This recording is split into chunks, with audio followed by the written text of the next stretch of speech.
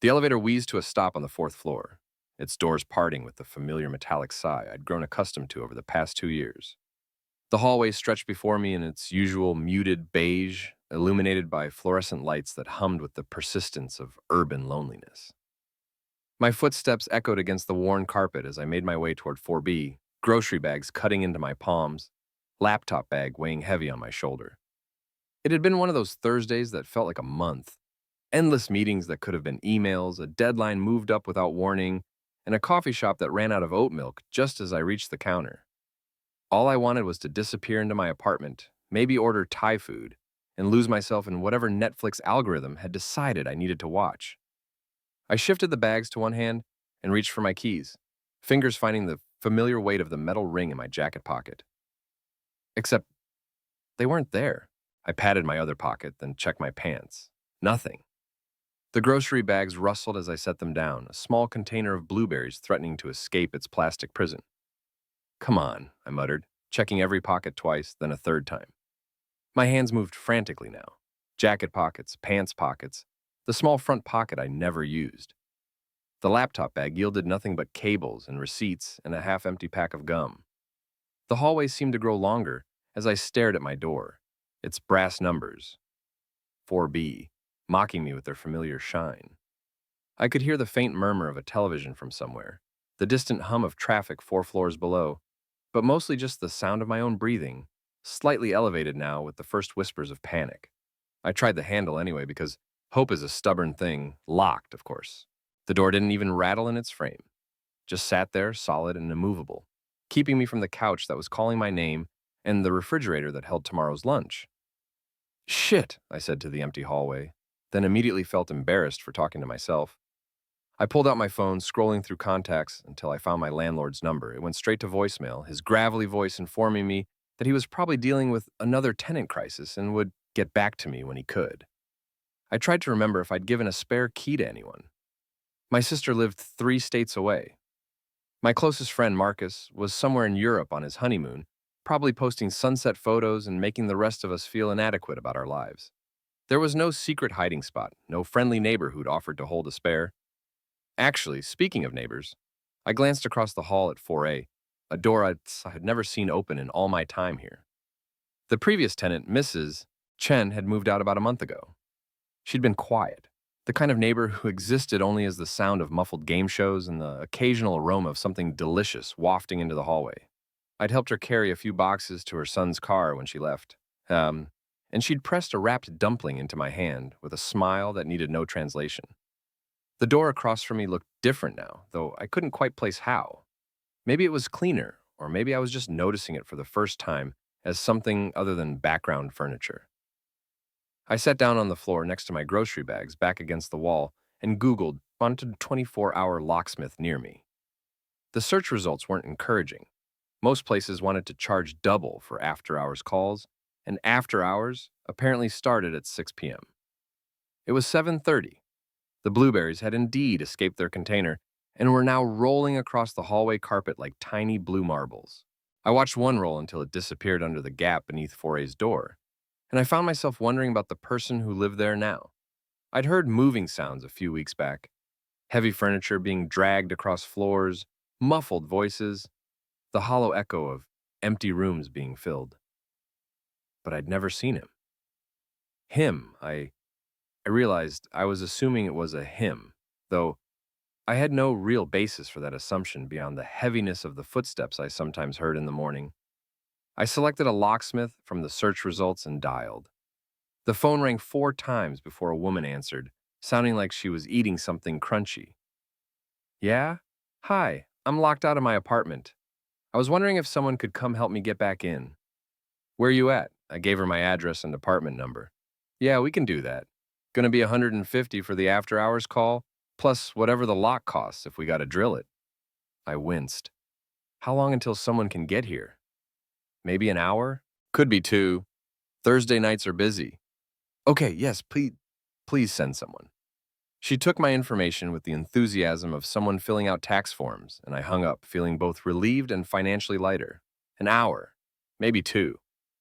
I looked at my grocery bags, wondering if the frozen peas would survive, wondering if I should just go find a coffee shop and wait there instead. But something about leaving felt like giving up, like abandoning my post.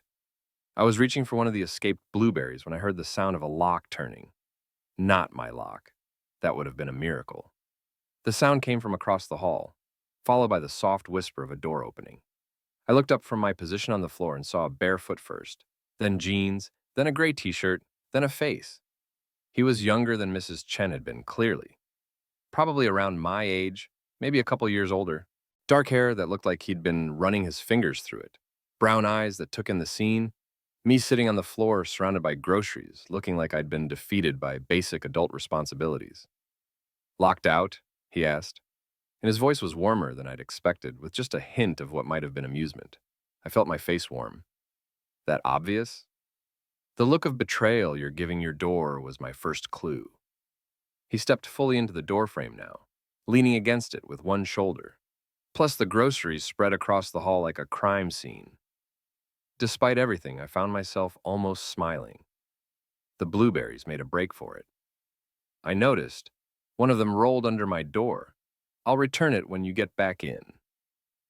There was something easy about the way he talked, like we'd been neighbors for years instead of strangers who'd never exchanged so much as a nod. He was wearing socks but no shoes, and there was something intimate about that detail, something that made me aware that I was seeing him in his after-work state, guard down. I called a locksmith, I said, because the silence was stretching and I felt like I should explain myself. Should be here in an hour or two. He nodded, then seemed to consider something. That's a long time to sit on the floor. I've sat on worse floors. Have you? Now there was definitely amusement in his voice. That sounds like there's a story there.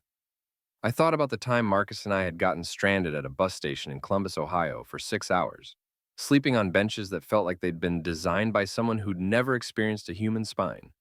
But that felt like too much information for a hallway conversation with someone whose name I didn't even know. Not a very interesting story, I said instead. He was quiet for a moment, studying me with an expression I couldn't quite read. There was something thoughtful about the way he looked at people, like he was listening to more than just words. You want to wait inside, Blake? He asked finally. I mean, you don't know me from Adam, so feel free to say no. But I've got a couch that's probably more comfortable than the hallway floor, and I was about to make coffee anyway. The offer surprised me, not just because it was kind, but because of how much I wanted to say yes. I'd been living in this building for 2 years, and the longest conversation I'd had with any neighbor was with Mrs. Chen about her grandson's college plans. The idea of sitting in someone else's space, of not being alone for the first time in days, was more appealing than it probably should have been. But I hesitated because that was what I did. I hesitated and overthought and usually talked myself out of things that might be good for me. I don't want to impose, I said, which was both true and a deflection. You're not imposing. I'm offering. He tilted his head slightly, and there was something in the gesture that reminded me of a cat deciding whether to trust someone. Besides, I've been living here for 2 weeks and haven't talked to a single person except the delivery guys. I'm starting to wonder if I moved into a building full of ghosts. We're not very social, I admitted. The previous tenant, Mrs. Chen, she was nice, but mostly we all just existed in parallel. Mrs. Chen, she lived in your apartment before you, made incredible dumplings and watched a lot of game shows. Ah. He nodded like this explained something. That's why the kitchen smells faintly of ginger. I thought I was imagining it. There was something endearing about the way he said it, like he'd been wondering about the ginger smell and was pleased to solve the mystery. I found myself studying his face more closely, the way his eyes crinkled slightly at the corners, the small scar near his left eyebrow, the fact that he had the kind of stubble that suggested he hadn't shaved in a day or two but somehow looked intentional rather than careless. So, he said, and I realized I'd been staring. Coffee, I promise I'm not a serial killer. I have references. References? My mother. She'll vouch for my character, though she might mention the time I accidentally killed her succulent. This time I did smile, a real one that felt foreign after the day I'd had. That's a serious crime in some circles. I know, I'm still in therapy about it. The joke was stupid and perfect, and I felt something loosen in my chest that I hadn't realized was tight. Okay, I said, surprising myself. Coffee sounds good. His face lit up with what looked like genuine pleasure, and I realized he'd maybe been as lonely in his new apartment as I'd been in mine. Great. He stepped back into his doorway, then paused. I'm David, by the way. Alex? Alex. He repeated it like he was trying it out. Good to finally meet you, Alex from 4B. I gathered my grocery bags, the frozen peas definitely feeling less frozen now, and followed him into his apartment. The first thing I noticed was how different it smelled from my place. Not just the ginger Mrs. Chen had left behind, but something else. Something that might have been cedar and laundry detergent, and something I couldn't identify but that made me want to breathe deeper. The second thing I noticed was how neat everything was. Not compulsively clean, but organized in a way that suggested someone who actually thought about where things should go. There were books on the shelves that looked like they'd been read rather than displayed. A laptop open on the kitchen counter with what looked like spreadsheets on the screen and a coffee mug sitting next to it with a ring of dried coffee around the rim. Sorry about the mess, he said, though there was no mess that I could see. I'm still figuring out where everything goes. It looks great, I said, and meant it. My apartment had the lived-in chaos of someone who treated home as a place to collapse rather than a place to be. How long did you say you'd been here? 2 weeks tomorrow. He moved toward the kitchen, and I noticed he had an easy way of moving, like someone comfortable in his own skin. Coffee's not fancy, just regular stuff. That okay? Perfect. I set my grocery bags on the floor by the door and looked around more carefully. The layout was identical to my apartment, but everything felt different. Where I had a small dining table covered in mail and random objects, he had a desk with a lamp and a small plant that looked healthy and intentional. Where I had movie posters I'd never bothered to frame, he had actual artwork. Not expensive stuff, but photographs that looked like maybe he'd taken them himself. You can sit wherever, he called from the kitchen, and I realized I'd been standing in his entryway like I was waiting for permission to exist in the space. The couch was blue, the kind of blue that looked gray in some light and navy in others, and when I sat down it was exactly as comfortable as he'd promised. I sank into it and felt my shoulders relax for the first time all day. So what do you do? David asked, and I could hear the coffee maker starting to burble. For work, I mean. Marketing, I said, then realized how vague that sounded. Digital marketing, mostly for small businesses. A lot of social media strategy and website stuff. What about you? I'm a teacher. High school English. That explains the books. I gestured toward the shelf, which was packed with novels and poetry collections and what looked like literary criticism. Occupational hazard. I keep telling myself, I'll read for pleasure someday, but then I find another book I think my students might like, and he shrugged, a gesture that somehow conveyed both resignation and affection for his work. Do you like it? Teaching, I mean? He considered this while the coffee maker finished its work. Most days. It's hard, but it's good hard, you know? Like when a kid who's been struggling all semester finally gets excited about a poem or writes something that surprises them. Those moments make the difficult parts worth it. There was something in his voice when he talked about his students that made me sit up straighter. Not just professional pride, but genuine care. It was attractive in a way I hadn't expected, this glimpse into how he thought about his work. Have you been teaching long? 5 years. This is my first year at the school, though. I moved here from Portland. Portland's a long way from here. Yeah. He brought 2 mugs over, handing me one that was warm and perfect and exactly what I'd needed without knowing it. Sometimes you need a change. There was something in the way he said it that suggested there was more to the story, but I didn't push. We'd known each other for exactly 10 minutes. I wasn't entitled to his history. What about you? He asked, settling into the other end of the couch, close enough that I could smell his soap, but far enough that we weren't crowding each other. Have you been in the building long? 2 years. It's a good place to live, mostly.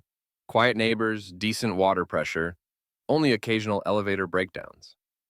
Good to know about the water pressure, that's important. Very important, I agreed solemnly, and he grinned. The coffee was better than I'd expected. Not fancy, like he'd said, but rich and hot and exactly what I'd needed. I wrapped my hands around the mug and felt the warmth seep into my palms. So, David said, and there was something in his tone that made me look up. Marketing. Do you like it? It was the same question I'd asked him, but somehow when he asked it, it felt more complicated. Did I like it? I was good at it, and it paid well enough to afford this apartment and occasional takeout and the kind of life that looked fine from the outside, but did I like it? It's fine, I said, then realized how that sounded. I mean, it's not my passion or anything, but it's stable, and I get to work with interesting people sometimes. But what? You said it like there was a but coming. I took a sip of coffee to buy time, surprised by how easily he'd read something I hadn't meant to reveal. I guess sometimes I wonder what it would be like to do something that felt more meaningful. But that's probably just mid 20s existential crisis stuff. Maybe, or maybe it's worth listening to. He said it without judgment, like wondering about meaning was a perfectly reasonable thing to do on a Thursday night while locked out of your apartment. Something about his tone made me want to keep talking, to say things I usually kept to myself. What did you want to be when you were a kid? He asked when I didn't respond. A writer.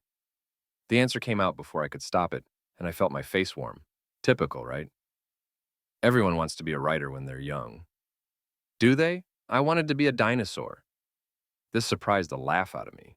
A dinosaur? Specifically a triceratops. I was very committed to the idea. What changed your mind?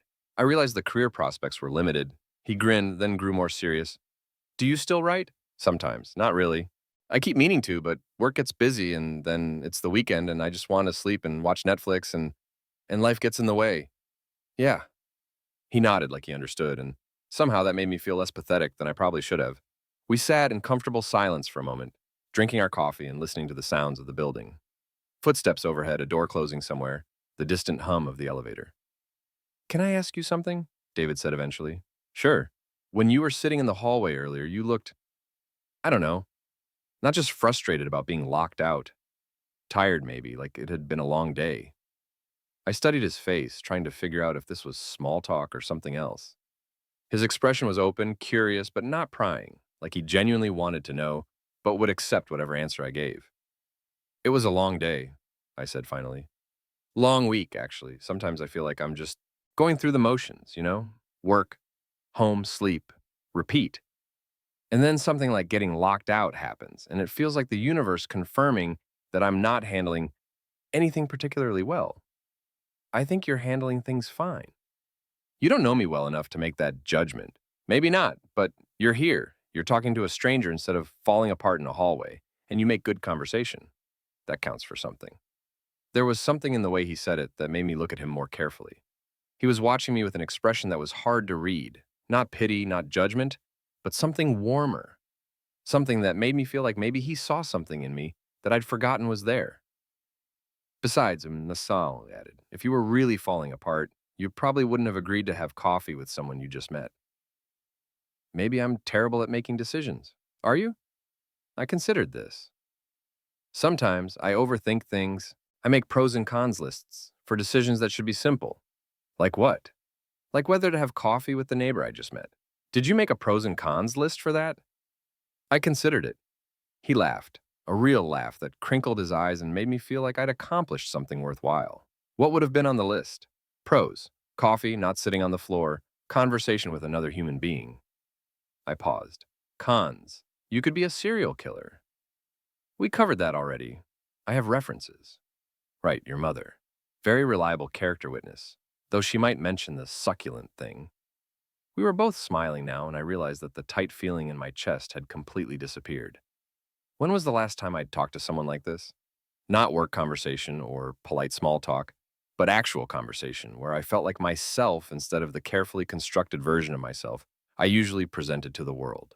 My phone buzzed, and I pulled it out to see a text from the locksmith. Running about 30 minutes late. Traffic is terrible. Sorry. Everything okay? David asked. Locksmith is running late. Apparently traffic is bad. More coffee then. He was already getting up, taking my mug before I could protest. I watched him move around the kitchen, noting the easy efficiency of his movements, the way he seemed comfortable with the quiet. Most people felt the need to fill silence, but he let it exist without rushing to cover it with words. So, I said when he came back with refilled mugs, what made you move here from Portland? He settled back onto the couch, a little closer this time, and I caught a whiff of whatever soap or shampoo he used. Something clean and understated.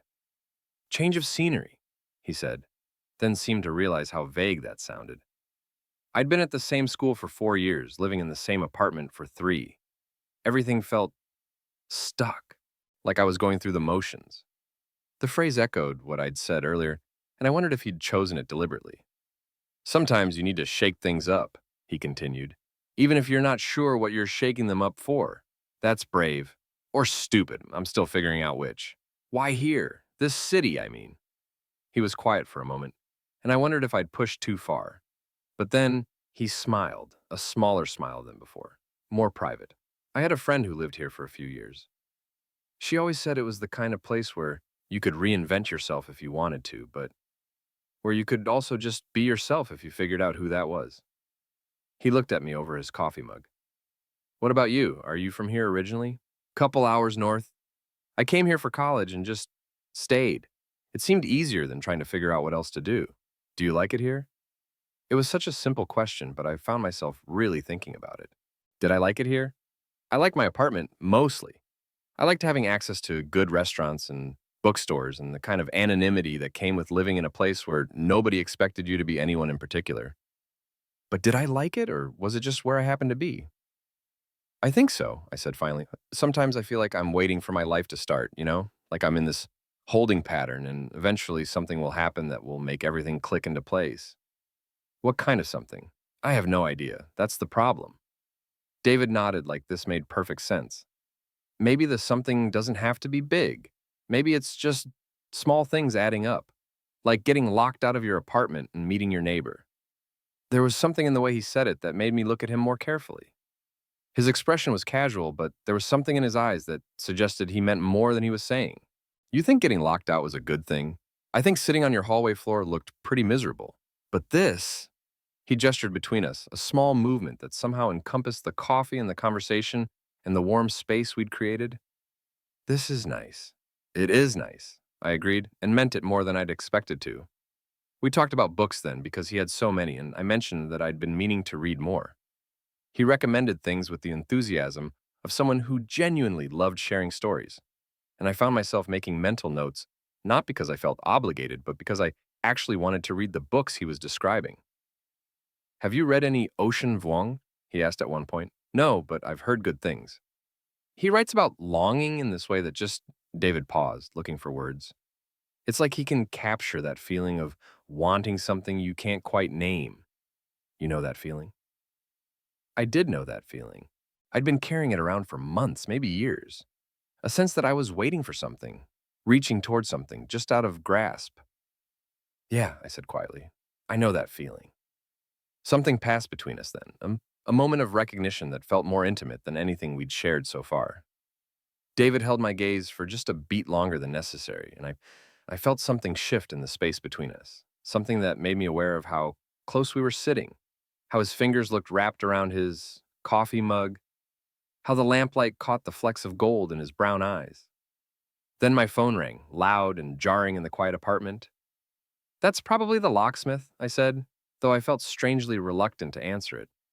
The evening had taken on a quality that felt separate from regular time, and returning to the practical world of locked doors and service calls felt like breaking something fragile.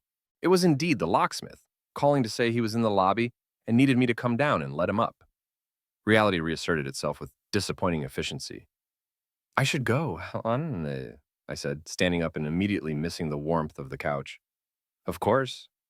David stood too, and for a moment we just looked at each other as if neither of us was quite ready for the evening to end. Thank you, I said, for the coffee and for not letting me sit on the floor for 2 hours. Thank you for the company and for giving me an excuse to make coffee at night instead of doing the responsible thing and grading papers. I laughed, glad I could be a bad influence. We walked to the door together, and I gathered my grocery bags, which looked sad and abandoned after their time on his floor. The frozen peas were definitely no longer frozen, and I made a mental note to check what else in the bags had become collateral damage. Hey, Alex. I turned back, and David was leaning against his door frame, the same way he had been when he'd first opened his door. Except now I knew what his living room looked like, and how he made coffee, and the way he talked about books he loved. Yeah? I'm across the hall if you ever get locked out again. He paused, and something flickered across his expression. Or even if you don't. The words hung in the air between us, loaded with possibility. It was such a simple invitation, but it felt like he was offering more than just neighboring proximity. It felt like he was saying that this, whatever this had been, didn't have to be a one-time thing born of circumstance. I'll remember that, I said, and hoped my voice conveyed what I was too chicken to say directly, that I wanted to take him up on that offer, that I'd been looking for an excuse to knock on his door since the moment I'd walked into his apartment. Good night, Alex. Good night, David. I stepped into the hallway just as the elevator opened and a man in work clothes emerged, carrying a toolbox and looking like he'd rather be anywhere else. "You the guy who's locked out?" "That's me." As the locksmith got to work on my door, I could hear David's door close softly behind me. I found myself glancing over at it while the locksmith worked, thinking about the coffee that was probably still warm in the mugs we'd left on his coffee table, thinking about the way he'd looked at me when he'd mentioned longing, thinking about the invitation he'd extended with such careful casualness. "There you go," the locksmith said, and my door swung open to reveal my apartment in all its lived-in chaos. "That'll be 150. I paid him and thanked him, then stood in my doorway for a moment after he left. My apartment felt different somehow, smaller maybe, or just emptier. I could see David's door across the hall, and I wondered what he was doing now. Grading papers, probably, or reading one of the books from his carefully curated shelves. I brought my groceries inside and assessed the damage. The frozen peas were warm, the ice cream was soup, but most everything else had survived. As I unpacked, I found myself replaying the evening. Not just the conversation, but the smaller moments. The way David had offered me coffee like it was the most natural thing in the world. The way he'd listened when I talked like what I was saying actually mattered. The way he'd made me feel for the first time in longer than I cared to admit, like someone worth knowing. I should have been embarrassed, I realized, standing there helpless in the hallway with my scattered groceries and my locked door. But when he'd looked at me, I hadn't felt foolish. I'd felt seen.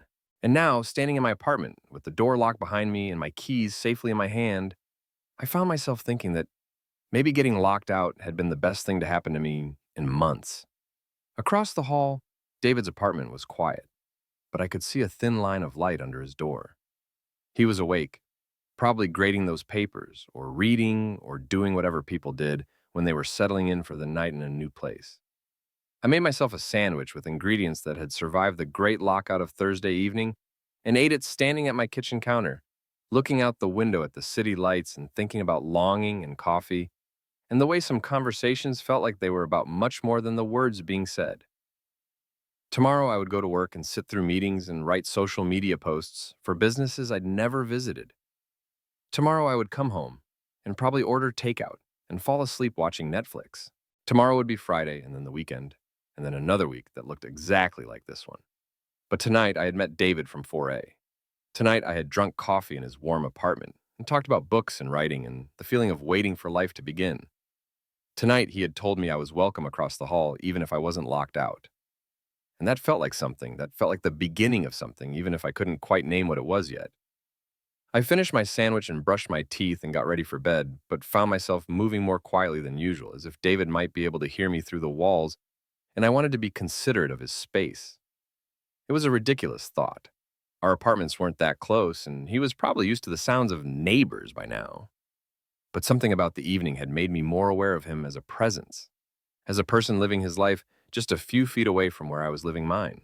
As I lay in bed, I could hear the familiar sounds of the building settling around me.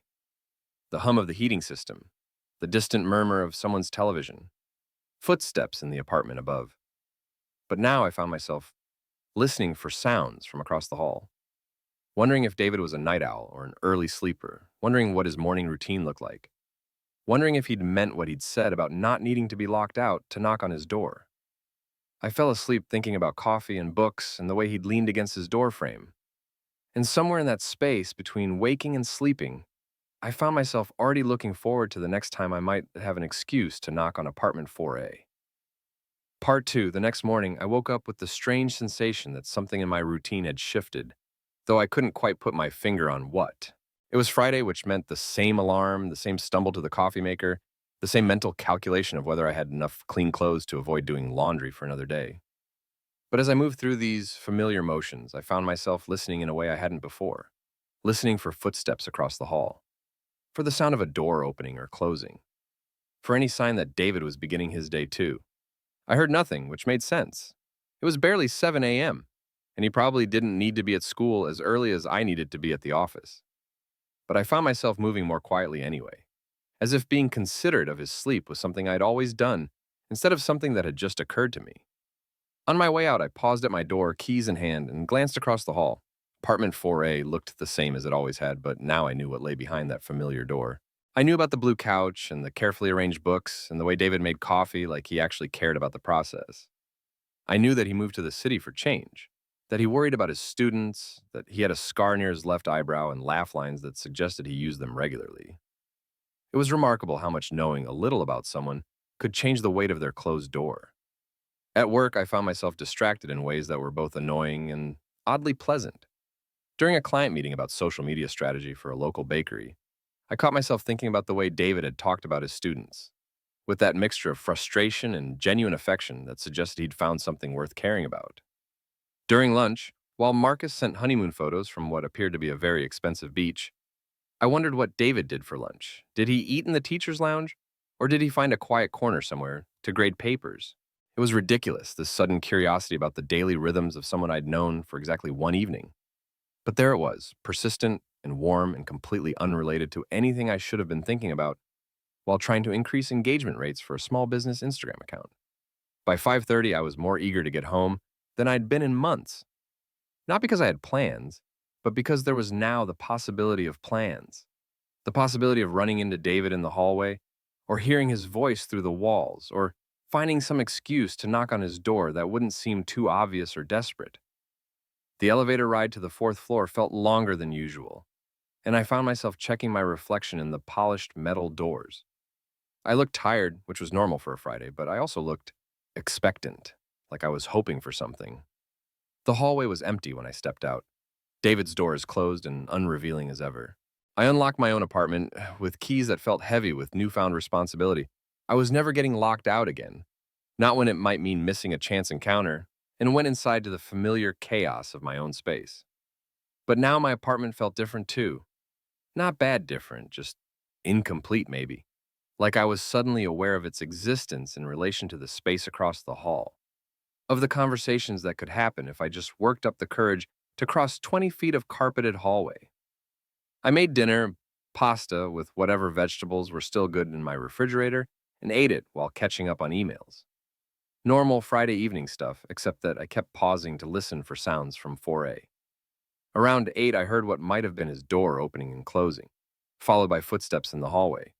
But by the time I worked up the nerve to look through my peephole, the hallway was empty again. It occurred to me that I was being ridiculous. David had been kind to a neighbor in distress, had shared coffee and conversation on a Thursday night, and had made a polite offer about future emergencies. That didn't mean he was sitting in his apartment hoping I'd find a reason to knock on his door. That didn't mean he was listening for my footsteps the way I was listening for his. But then Saturday morning happened.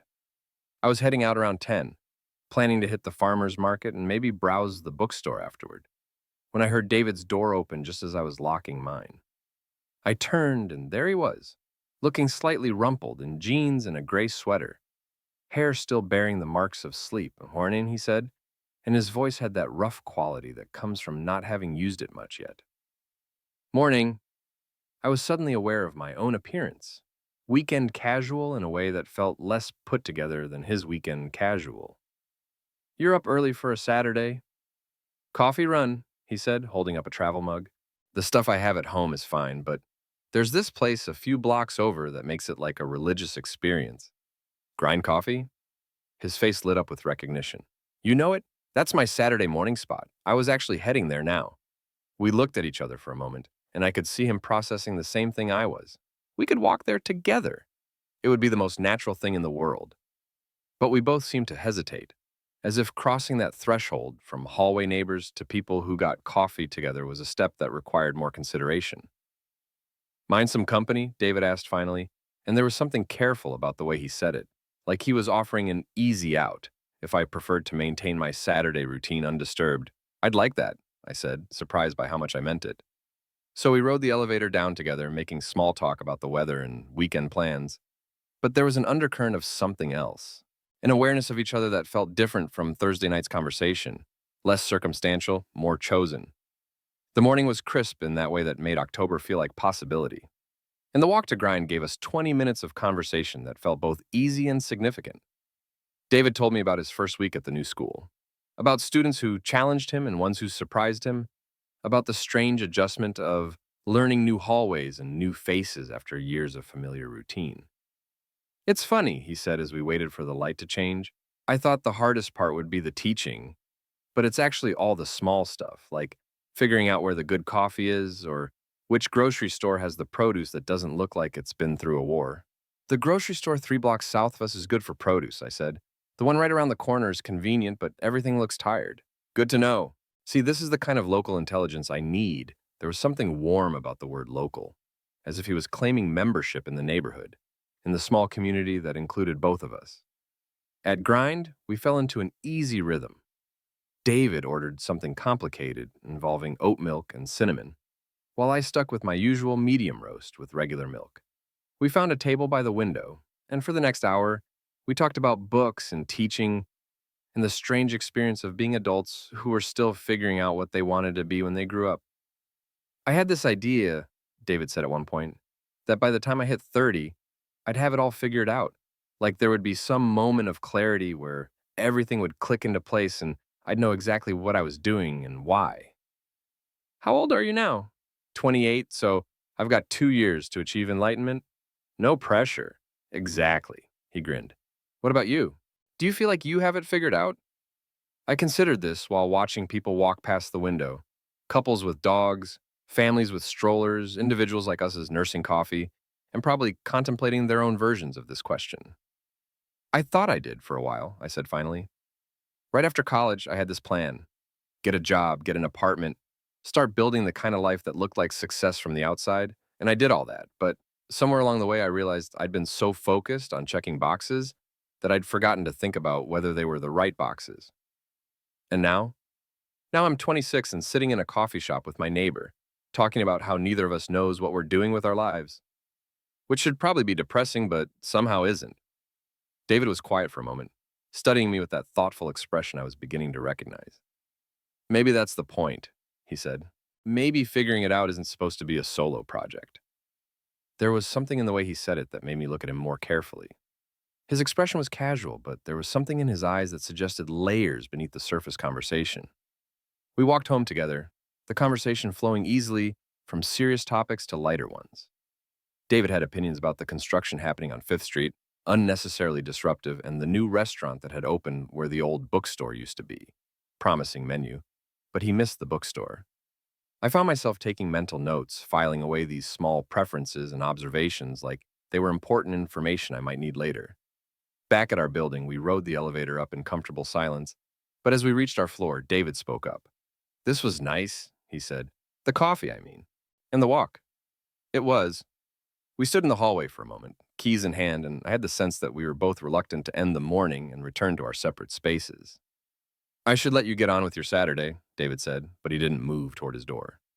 I should probably do laundry, I said, though the idea of spending the afternoon sorting clothes and waiting for washing machine cycles felt suddenly unappealing. The glamorous life of weekend adulting. Someone has to live it. We smiled at each other, and I noticed that David had a small coffee stain on his sweater that hadn't been there when we left. It was such a mundane detail, but something about noticing it felt intimate, like being allowed to see the small imperfections that made him human. Well, he said finally, see you around. See you around. But as I unlocked my door, I found myself hoping that around would be sooner rather than later. The rest of Saturday passed in a haze of domestic tasks and restless energy. I did the laundry, cleaned my apartment with more thoroughness than it had seen in months, and made a grocery list that included items I didn't really need but that gave me an excuse to go out again. All the while, I found myself hyper-aware of sounds from across the hall. Footsteps, music playing softly, the sound of what might have been cooking. Sunday was more of the same, except that around noon, I heard David's door open and close, followed by the sound of the elevator. I spent the next few hours wondering where he'd gone, which was ridiculous but apparently beyond my control. When I heard him return that evening, I felt a small surge of relief that I couldn't quite explain. Monday morning, I left for work at my usual time and heard David's door opening just as the elevator arrived. We rode down together, making conversation about the week ahead, and I learned that he had first period prep, which meant he didn't have to be at school until 8:30. Lucky, I said. I'm usually at my desk by 8. Early bird or just unfortunate scheduling? Unfortunate scheduling. I'm much more of a night owl by nature. Me too.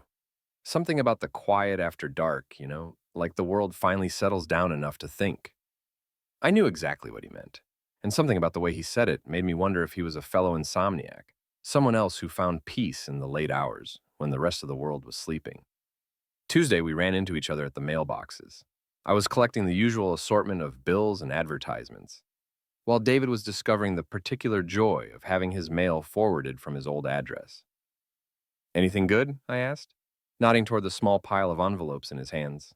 Magazine subscription I forgot to cancel, what looks like a credit card offer, and something from my insurance company that's probably either very boring or very expensive. The joys of adult mail? Remember when getting mail was exciting? Like, actually exciting? When I was 8, getting anything addressed to me felt like the most important thing in the world. Now it's mostly people who want money I don't have for things I don't need. We stood there in the small mailroom, sorting through our respective disappointments. And I realized this was becoming a pattern, not just running into each other, but lingering in these moments of connection, finding excuses to extend conversations that could have been brief and polite. Wednesday, I came home from work to find David in the hallway, struggling with what appeared to be a large box and a door that wasn't cooperating. Need a hand? I asked, setting down my laptop bag. That would be great, actually. I ordered a bookshelf, and apparently I overestimated my ability to maneuver large furniture through narrow doorways. Together, we managed to angle the box through his doorway, a process that involved more coordination and communication than should have been necessary for such a simple task. But working together felt natural, easy in a way that made me aware of how seamlessly we seemed to fit into each other's space. Thank you, David said once the box was safely in his living room. I would have been out there for another 20 minutes trying to solve that geometry problem. No problem, I've been there. I should have left then. The task was complete. David was clearly busy, and I had my own evening routine to attend to. But he was looking at me with an expression that seemed to be considering something, and I found myself waiting to see what he might say. I was about to make dinner, he said finally. Nothing fancy, just pasta and whatever vegetables didn't die in my refrigerator this week. But there's plenty if you want to stay. The offer surprised me, not because it was unexpected, but because of how much I wanted to say yes. Thursday night's coffee had been circumstance. Saturday morning had been coincidence. But this felt like choice, like David actively wanting my company for reasons that had nothing to do with locked doors or chance encounters. I don't want to impose, I said, because it seemed like the polite thing to say, even though I was already mentally rearranging my evening to make room for dinner in 4A. You're not imposing, I'm asking. So I stayed. David's kitchen was small but organized, and he moved through it with the confidence of someone who actually enjoyed cooking, rather than someone who simply endured it as a necessary life skill. He put me to work chopping vegetables while he dealt with pasta and sauce, and we fell into an easy rhythm of working together in the compact space. You cook often? I asked, watching him add herbs to the sauce with the kind of casual precision that suggested experience. Most nights. It's relaxing and it's cheaper than takeout. Plus, I like knowing what goes into my food. Very responsible of you. I have my moments. He glanced at me as I worked on the bell peppers. What about you? Are you a cook or a takeout person? Embarrassingly takeout heavy, I admitted. I can make basic stuff, but I always tell myself I'll learn to cook properly and then never actually make the time for it. It's not that complicated, really. Most of it is just paying attention and not being afraid to mess up a few times while you figure it out. There was something in the way he said it that made me think he wasn't just talking about cooking, but I didn't push. Instead, I focused on the vegetables and the warm smell of garlic and herbs filling the kitchen and the easy conversation that flowed between us as we worked. Dinner was better than I'd expected. Not restaurant quality, but the kind of home cooking that felt like care made tangible. We ate at his small dining table, candles lit not for romance, but because David said overhead lighting was aggressively unromantic for any meal, even Tuesday night pasta. This is really good, I said and meant it. Thanks. It's my grandmother's sauce recipe, sort of.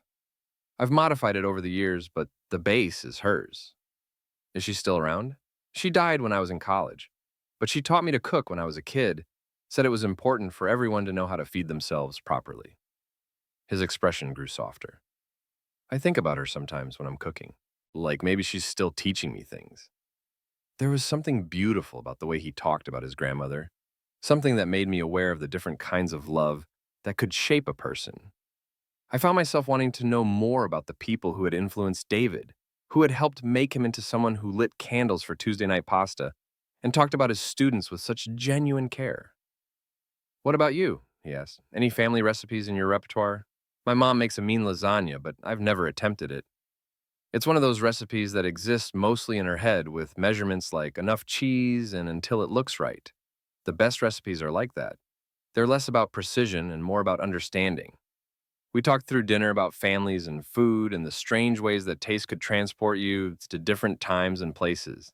David told me about learning to make his grandmother's bread during quarantine, about the dozen failed attempts before he finally produced something edible. I told him about my sister's disastrous attempt to recreate our mother's Christmas cookies, which had resulted in what we still referred to as the charcoal incident. It was easy, this kind of conversation. Easy in a way that made me forget we'd only known each other for less than a week. Easy in a way that made me want to keep talking long after the pasta was finished and the candles had burned down to stubs. "I should probably head home," I said finally, when I noticed it was nearly 10 o'clock. "Let you get back to your evening." "You don't have to go," David said quickly, then seemed to catch himself.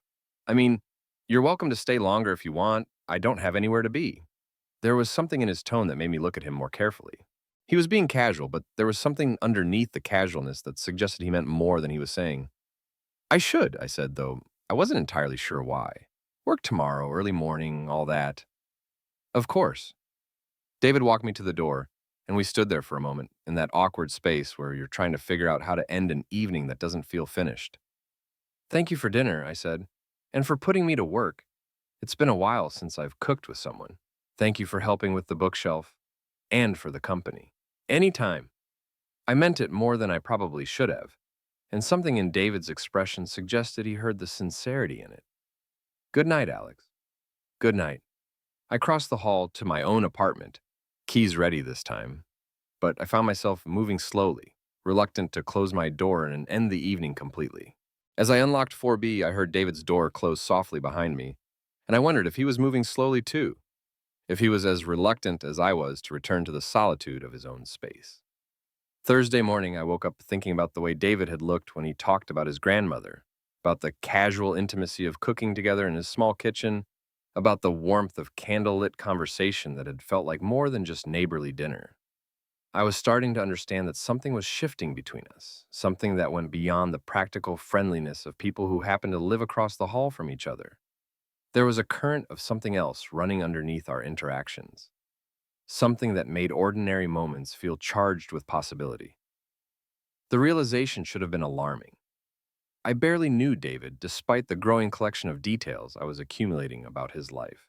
He was my neighbor, someone I'd be seeing regularly, whether this undefined thing between us worked out or crashed and burned spectacularly.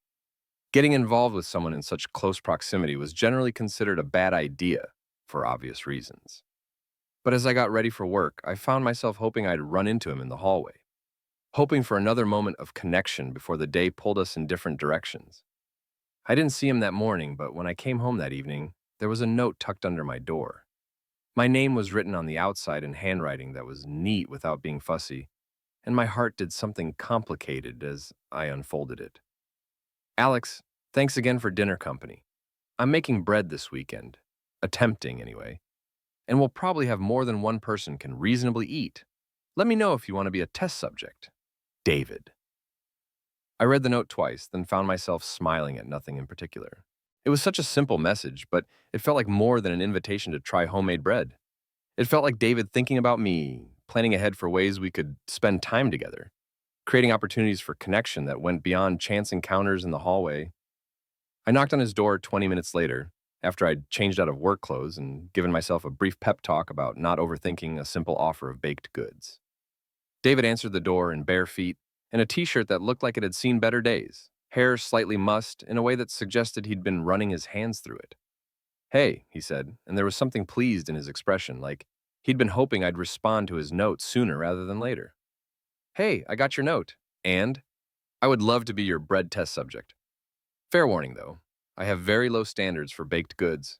If it's warm and doesn't actively taste like cardboard, I'll probably think it's amazing." Perfect. Low expectations are exactly what I need. He leaned against his door frame in that way that was becoming familiar. "I was thinking Saturday afternoon, if that works for you." "Saturday afternoon works." We looked at each other for a moment, and I realized we were both smiling for no particular reason beyond the simple pleasure of making plans together. Great, David said. It's a date. The word hung in the air between us for a beat, and I saw something flicker across David's expression. Not regret exactly, but awareness of what he'd said and how it might be interpreted. I mean, he said quickly, it's a plan, a bread-related plan. Right, I agreed, though something warm had settled in my chest at the casual use of the word date, even if he was now backing away from it. A bread-related plan. Exactly.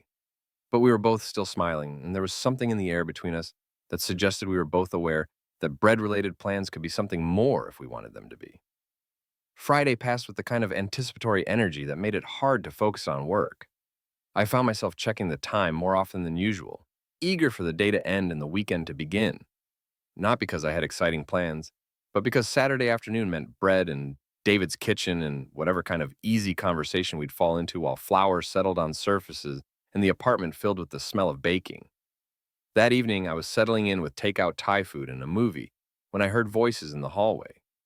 Not unusual. People came and went, had conversations, lived their lives in the shared spaces of the building. But something made me pause the movie and listen more carefully. It was David's voice, and someone else's. A woman's voice, warm and familiar, in the way that suggested history. I found myself moving toward my door, not to eavesdrop exactly, but because I was curious about this glimpse into David's life beyond our building, beyond the small world we'd been creating together. Just wanted to make sure you were settling in okay, the woman was saying. I'm good, really. Better than I expected, actually. You sound different. Happier, maybe? There was a pause, and I found myself holding my breath, waiting for David's response. Yeah, maybe I am. It's been good being here. The school, the neighborhood. I've met some good people. Good people are important. They are. I heard the sound of what might have been a hug, then footsteps moving toward the elevator. The woman was leaving, but David's voice followed her. Thanks for checking on me, Sarah. It means a lot. That's what friends are for. And David, I'm proud of you for taking the leap. Not everyone has the courage to start over. We'll see how it goes. It's going to go well, I can tell. The elevator arrived, and I heard the doors open and close. Then footsteps returning and the soft sound of David's door closing. I stood in my own apartment, takeout growing cold, and tried to process what I'd just heard. Sarah, whoever she was, had come to check on David. She'd noticed that he seemed happier, and he'd mentioned meeting good people.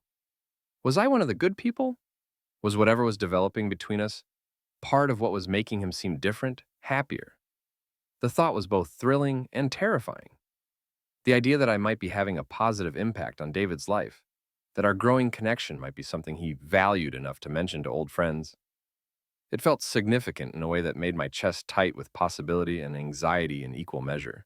I tried to return to my movie and my dinner, but found myself distracted by questions I couldn't answer and hopes I wasn't sure I should allow myself to have. Saturday afternoon arrived, with October sunshine and the kind of crisp air that made everything feel possible. I'd spent more time than necessary deciding what to wear to a bread-making session in my neighbor's apartment, finally settling on jeans and a sweater that was comfortable but not sloppy, casual but not careless. I knocked on David's door at exactly 2 o'clock, and he answered wearing an apron that looked like it had seen serious kitchen duty, and a smile that made my stomach do something acrobatic. Right on time, he said. Are you ready to potentially witness a culinary disaster? I've been looking forward to it all week. His kitchen had been transformed into what looked like a small-scale bakery operation. There were bowls and measuring cups everywhere, bags of flour, containers of what I assumed were various bread-making essentials. It looked both chaotic and purposeful, like organized creativity. This is impressive, I said, taking in the scope of the operation. This is me compensating for inexperience with excessive preparation. David gestured to the array of ingredients. I may have gone a little overboard. What kind of bread are we making? Rosemary focaccia, if we're lucky. Dense, flat disappointment, if we're not. David put me to work measuring ingredients while he handled the more technical aspects of bread making. It was similar to our dinner preparation earlier in the week, but with higher stakes and more opportunities for things to go catastrophically wrong. The key, David said, kneading dough with more vigor than seems strictly necessary, is apparently not to overthink it, which is challenging for someone who overthinks everything. You overthink things? Constantly. It's both my greatest strength and my most annoying weakness. I watched him work the dough, noting the concentration on his face, the way he approached the task with the kind of focused attention he probably brought to everything he cared about. What kinds of things do you overthink? I asked. Everything. Lesson plans, conversations, whether to buy the good coffee or the cheap coffee, what to say when my neighbor invites me for coffee after I've been locked out of my apartment. The last item on his list made me look at him more carefully. There was something in his tone that suggested he was saying more than the words themselves contained. Did you overthink that? I asked. The coffee invitation? Completely. I stood in my doorway for at least 2 full minutes, trying to figure out how to offer without sounding like I was hitting on someone who was having a legitimately bad evening. Were you? Hitting on me, I mean. The question came out before I could stop it, bolder than I'd intended, but suddenly necessary to ask. David's hands stilled in the dough for a moment, and I saw something shift in his expression. Would it have been okay if I was? It was such a careful way to answer, turning the question back on me without really answering it. But there was something vulnerable in the way he asked it, something that suggested my response mattered more than casual curiosity. Yeah, I said quietly. It would have been okay. We looked at each other across his small kitchen, flour dusting the counter between us, and I felt something settle into place that had been floating uncertain for days. Not just attraction, though that was certainly part of it, but recognition. The kind of recognition that said this person, this moment, this possibility, they were worth the risk of hoping for something. Good, David said finally, returning his attention to the dough, but with a small smile playing at the corners of his mouth. That's good to know. We worked in comfortable silence for a while after that, but the air in the kitchen felt different, charged with acknowledgement of something that had been building between us, something that now had permission to exist more openly. The bread, when it finally emerged from the oven 2 hours later, was not the disaster David had predicted. It was golden and fragrant, and made his apartment smell like an Italian grandmother's kitchen. We ate it warm with olive oil and salt, standing at his counter because waiting for it to cool properly was apparently beyond both of our self-control. This is incredible, I said through a mouthful of focaccia that was somehow both crispy and tender.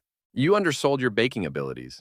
Beginner's luck, David said, but he looked pleased with the praise. I don't think luck produces bread this good. We ate most of the loaf between us, talking about cooking and families and the strange satisfaction of making something with your hands. But underneath the conversation, there was an awareness of what we'd acknowledged earlier. A sense that we were both more comfortable with each other now that we'd named the thing that had been developing between us. As evening settled around us, I found myself reluctant to leave, not just because I was enjoying David's company, but because returning to my own apartment felt like breaking something fragile and new. I should probably go, I said finally, though I made no move toward the door. Probably, David agreed, but he didn't seem any more eager than I was to end the afternoon. We stood in his living room, the remains of our bread-making experiment cleared away, and looked at each other with the awkwardness of two people who weren't sure how to navigate the space between friendship and something more. Alex, David said, and there was something in his voice that made me pay attention. Yeah? I'm glad you got locked out last week. Me too. And I'm glad you said yes to coffee and to dinner and to bread-making disaster management. It wasn't a disaster. No, it wasn't. He stepped closer, just a half step, but enough that I could see the flecks of gold in his brown eyes. I've been thinking about what you said, about feeling like you're waiting for life to start. Yeah? I think maybe it's not about waiting for some big moment. Maybe it's about paying attention to the small moments, the ones that seem ordinary but turn out to be important. He was close enough now that I could smell his soap, could see the small scar near his eyebrow, could count his eyelashes if I wanted to be ridiculous about it. Like what? I asked, though I thought I knew what he meant. Like getting locked out and meeting your neighbor. Like Saturday morning coffee and Tuesday night pasta, and learning that someone overthinks everything as much as you do. Is that what this is? I asked. A moment that seems ordinary but turns out to be important? I think it might be. We were standing very close now, close enough that it would take almost nothing to close the distance between us completely. But something held us both back, some awareness that crossing that particular line would change everything, would make whatever was happening between us real and complicated and impossible to take back. David, I said, though I wasn't sure what I wanted to say next. I know, he said quietly. I know. We stood there for another long moment, on the edge of something, both of us aware of how easy it would be to lean forward, to find out what it would feel like to kiss each other, to discover what lay on the other side of all this careful dancing around attraction and possibility. But instead, David stepped back just slightly and smiled. You should go, he said gently, before I do something that might complicate things. Would that be so bad? Complicating things? Maybe not, but I think we've got time to figure that out. He was right, of course. There was no need to rush, no deadline we were working against. Whatever was developing between us felt solid enough to be patient with, important enough to get right. Okay, I said, though part of me wanted to protest, wanted to point out that some complications were worth embracing. David walked me to the door, and we lingered there the way we always seemed to, reluctant to put walls between us again. Thank you, I said, for the bread lesson and for this, whatever this is. Thank you for being my test subject, and for being patient while I figure out how to be brave enough to say what I mean. What do you mean? He was quiet for a moment, considering. I mean that I moved here looking for change, and I think I found something better than I was looking for. My heart did that acrobatic thing again, and I felt heat rise in my cheeks. What did you find? I think you know. I did know, or at least I hoped I knew, but hearing him say it even indirectly made it feel more real. Good night, David. Good night, Alex. I crossed the hall to my own apartment, but paused with my key in the lock. David? Yeah? I turned to find him still standing in his doorway, watching me with an expression that was soft and hopeful and a little uncertain.